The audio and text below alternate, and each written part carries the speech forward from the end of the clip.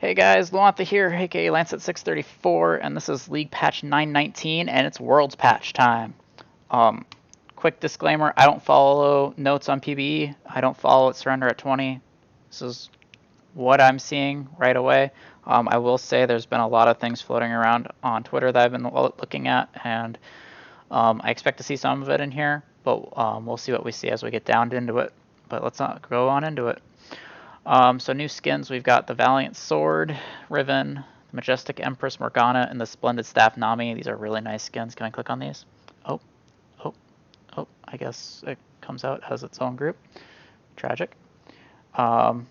So, yeah, I mean, really nice skins.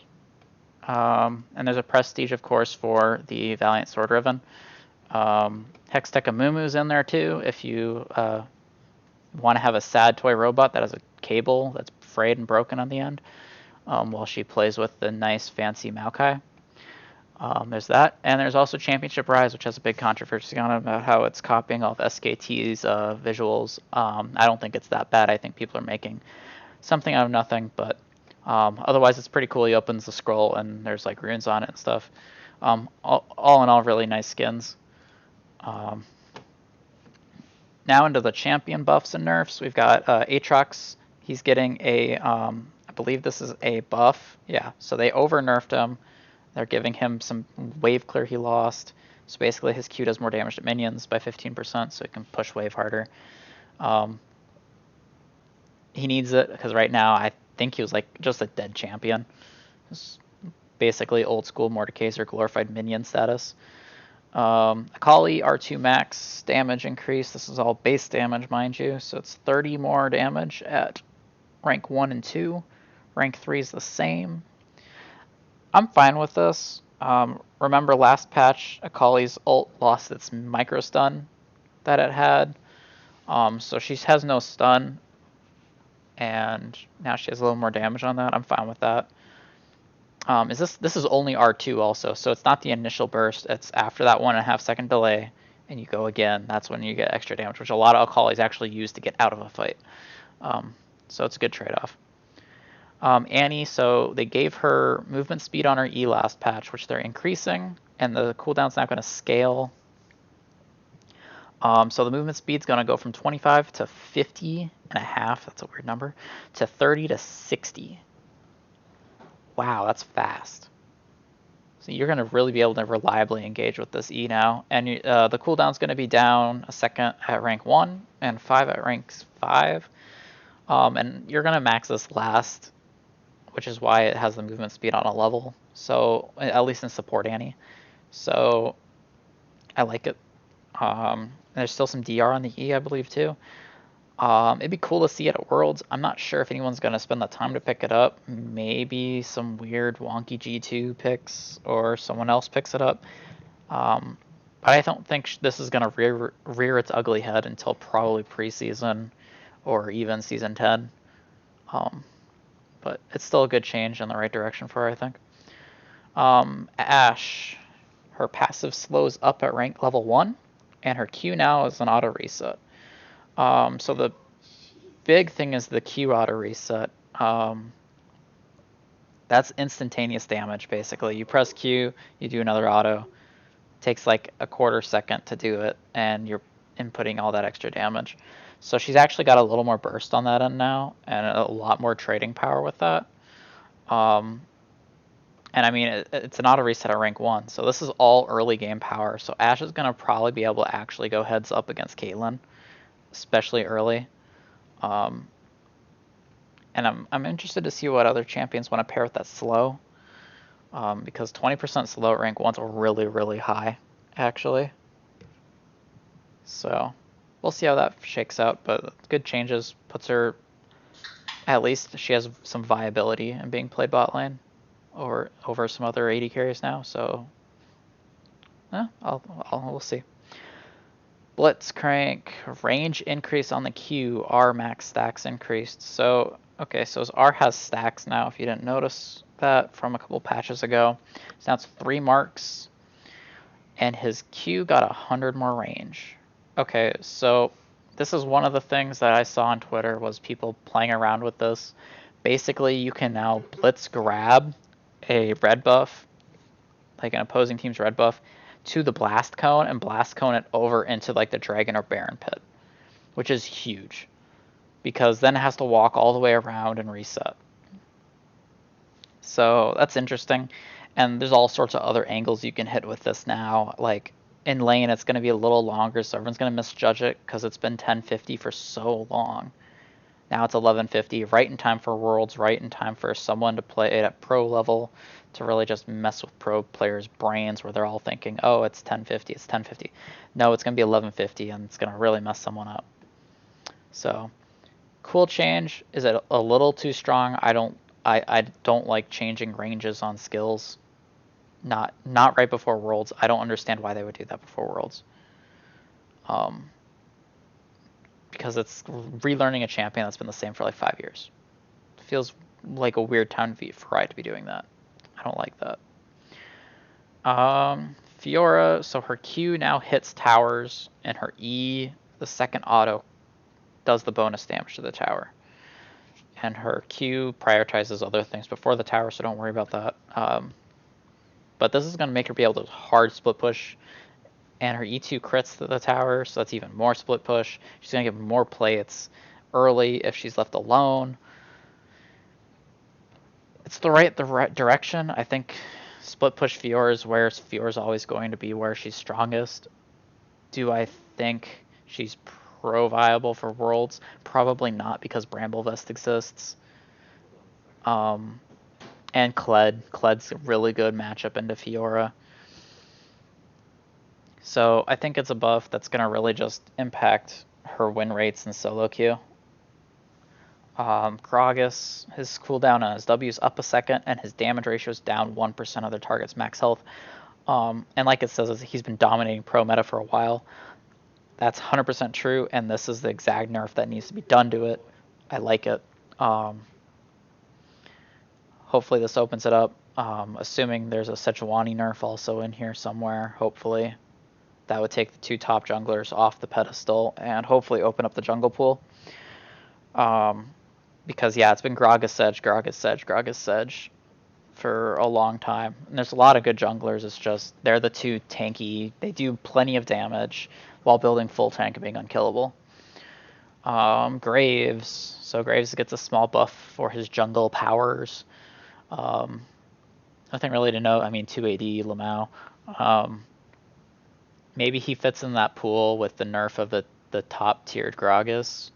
We'll have to see.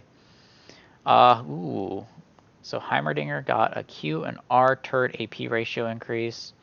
His E stun durations increased. And overall, this is a lot of buffs. So his Q turret does 5% more AP scaling. So nothing early game. This is all mid to late. His E does another quarter second of stun. That's very minor. And then his R gets another 5% ability power. So this is very small tuning towards Heimerdinger for mid to late game where he's not performing. I mean, he's really strong early. He hard shoves. But, I mean, he just falls off.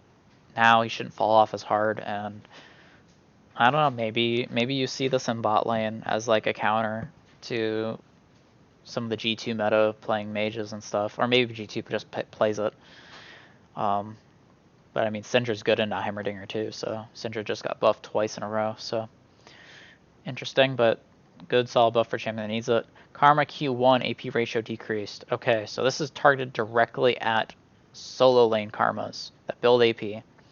Note, this isn't base damage. The base damage is still there, so support Karma is still great. But 20% less scaling means it's going to be a lot harder to do damage in a top lane Karma or a mid lane Karma. You still have the ridiculous shielding and movement speed, but there's no extra damage there on the Q. So overall good, and this should push her out of being played in those lanes because teams aren't going to want to sacrifice it, except maybe RNG. RNG plays Karma just for Uzi. Then we got Mordekaiser, who's got a damage dealt shield potential is up 5%, and his R, you could see it in Spectator. That's a big change because you could not see people fighting in his R on Spectator and Pro Play. You had no idea what was going on. No one had any idea what was going on. This is good. I don't know if he gets played in Pro Play, really. He's strong, but he requires babysitting, and he's not good early game. So he might not see immediate power. Plus, I think a Fiora into this would be awesome, but that's just random musings.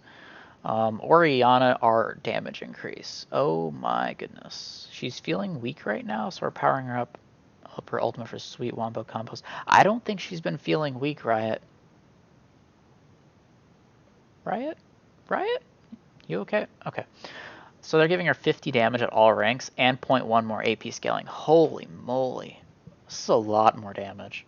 So, I mean, mid-game fights, you're seeing another 100 to 150 damage coming out of just the ult, not counting the Q and the W that fly in there, and anything else that layers onto it. Wow. Interesting. I think this puts her on the map for possibly being played at Worlds, honestly. This is a lot more damage. It comes a lot earlier. And with some assassins getting nerfed. And well, maybe there's a Kiana nerf coming up. Hopefully there is, because Kiana is disgusting. But besides Kiana, there's like no other assassins that are getting played right now. Because it's a lot of bruisers, like Aatrox, Irelia, Renekton mid. That's what I've been seeing a lot of. But you've also got your Azir, your Corki, which I've seen nerfs, so maybe this opens it up for her. I think it's a huge buff. It's going to be monstrous in solo queue. Ornn, he gets his passive a level earlier. Okay. I mean, this is just a tooling towards the game state. The game is faster. Level 13 is way late in the game to be getting up your passive to do anything. So I like the change. I think it might need to be like level 11 though, not 12, to make him viable for pro play. So I don't think it's going to matter at all for pro play. Pantheon's getting a little bit less magic resist. And his W does a scaling amount of damage based off a level over 3 hits. So it's actually, it's a nerf to early, a pretty big nerf to early game Pantheon, but it's a slight buff to late game damage Pantheon. Overall, it's not going to change what pro play feels about him. If pro play is out to play Pantheon W bot lane shenanigans or 80 Pantheon, then they're going to, and this isn't going to change that because it's the kit, not the stats. But I'm hoping we see a lot of him in Worlds because the things you can do on the Pantheon now, it's not just a OIW, OIE, OI auto, oh here's a spear to kill you. It's roughly the same, but there's at least a little more brain power that goes into thinking of it. Plus the ult's pretty sick. Rek'Sai getting 3 more armor, and her Q now works on turrets, so she can split push harder in that she does not solo lane. But the armor that's 3 more armor. I wonder if we could see a laning Rek'Sai, like a top lane Rek'Sai, because that would be interesting. Because then you'd be able to take advantage of this. But I mean, Fiora does it better, so. I mean, again, going back G2 special, you play Rek'Sai jungle, Rek'Sai top. Cool, you got a flex pick. I don't think it's going to be played top. It would just be cool to see that she gets a second role because she's always been stuck in jungle. But I mean, this does help her get a healthier clear. So, and then this is more of a clarity fix, as they state here. So, not too bad, not too bad. We got Riven. Riven, they're trying to bring her back to pre 9.9 state. So they reverted the E nerf and nerfed the Q to make it 1 second longer at all ranks. So that just means you just gotta relearn it a little bit. So Riven mains are gonna cry because you know the champion like the back of your hand typically. It's got a feel to it. It's got another second before you can go Q ham again. Not a big deal really. The E is what you really care about. That's where your outplay button even is. So I like it. I think I mean, pro play, you'll play around that 1 second. This is huge. 2 more seconds off it at base. Not counting all the CDR on it. Will we see it in Worlds? Probably not. Well, maybe in play-ins. Play-ins has some weird champions. That'd be cool. Sejuani here. Okay, so we were thinking we would see Sejuani, and we do see Sejuani. So they're taking away... Okay, they just flattened her passive. So she's got 10% max health now. There's no scaling on it. And that... She might still get play pro play. Because her passive is so overloaded because there's damage on the passive and resistances on it. But this at least makes it so she doesn't just freaking kill whatever she fights. Because that's what was happening, is she ran into someone, she pops the icebreaker, and she just, you know, level 14, 20% of your max health's gone. Bounce 10, I mean, huge late game nerf. Even a mid game. Well, mid game because it only goes level 14. I don't know why that's scaling like that. That's weird. Definitely a nerf. Still probably viable, but again, just like the Gragas pick above, where still viable. I think both aren't going to be insta-lock first pick ban at Worlds, which is good because it should open up the jungle pool. Sion getting some 20 more base shield at W at all ranks. It's going to help all levels of play, really. Anytime you add extra shields flat like that, that's going to help. So, cool. Yeah, I don't know what to say besides I think Sion's pretty good. I know Mickey X has been playing Sion MF bot lane with Sneaky, and that's been an interesting mixed bag of results. But it'd be cool to see that come out in a game that didn't really matter in Worlds. Or even if it did matter, just so you Sion E a minion, and it catapults the minion with the MF Q into the enemy. And you just like hit him off screen with it. And with your E damage and with the Q off the bounce, you just execute the minion, and so the Q gets the extra damage too. So it'd be cool. This is a buff for support Sion, so who knows. Silas losing 4 armor, and he's losing a half an armor growth. So basically, we're nerfing him so he's not 100% pick ban at Worlds. Yep, basically right there. I mean, you play him top, you play him jungle, you play him mid. You play him wherever you get your hands on him, you play him. Because you're flexing him, you're able to get the right matchup. You can throw him in jungle to be safe, nothing kills him, which hopefully opening the jungle pool enables some more of those aggressive. We see some Kayn, we see some Nocturne. I know Vetis would love some Nocturne. But overall, this is good. They increased the attack damage ratio on his passive while completely gutting basically the AoE. The AoE used to be 50% for minions that aren't the primary target. Now it's less than, well, it's the same damage to everyone else here, but the total attack damage ratio is down. So I don't know how that's going to really shake out. I mean, a total AD ratio means it includes your base, so it's going to take a little bit of oomph out of it. But it's going to actually probably provide better wave clear because it's not going to have that minion reduction anymore. Interesting. I wonder if like an AD Silas could work, because that's some high ratios. Anyways, Tahm Kench. So Tahm Kench, his thick skin, so the gray health is no longer just going to be 75% of gray health at all ranks that the heals. So this is the gray health healing. So he takes damage, he heals a percentage of the gray health. Now it's going to be 30% at level 1, up to 100% at level 18. So it's a buff at probably post 15, but otherwise it's a huge nerf. And I agree with this thing. It's going to make him vulnerable to poke like Riot's trying to intend. It should keep him out of the bot lane, honestly, because you're not going to get the levels to get up there. You're not going to have a level 18 support. Not in this meta. Not with how fast the games are. So if you're going to see Tahm, I guess it's going to be a Tahm top. And even then, this lack of healing is going to crush that. So I just don't think Tahm's a viable champion going into Worlds now. which is interesting because that opens a lot of things for bot lane, and it buffs the guy right below him, which is TF. So TF's getting a buff. He's already pretty strong. He's on the cusp of meta. Mid lane's all jumbled mess right now. There's a lot of viability going on, which is good. But this is interesting. They're giving him 10% more attack speed on his E at all ranks, and the base damage on is up 10 at all ranks. So this is more of an 80 TF buff, which is really interesting because he's already building Triforce into Rapid Fire Cannon.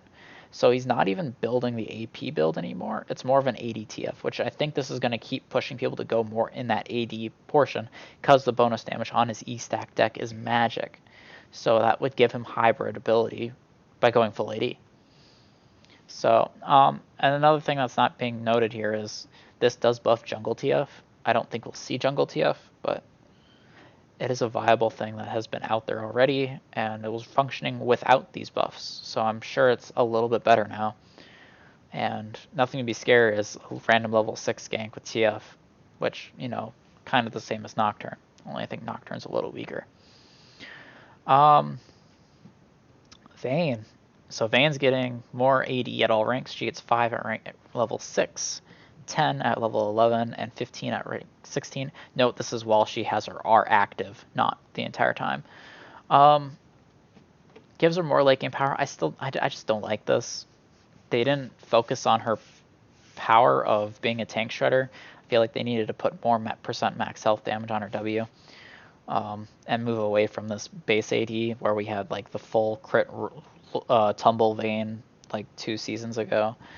I feel like that's kind of where they're trying to keep Vayne at, but I would rather see Vayne be an auto attack heavy kiter. Either way, it's a buff on Vayne, which Uzi's sitting here salivating over, and even double lift maybe, but I doubt it.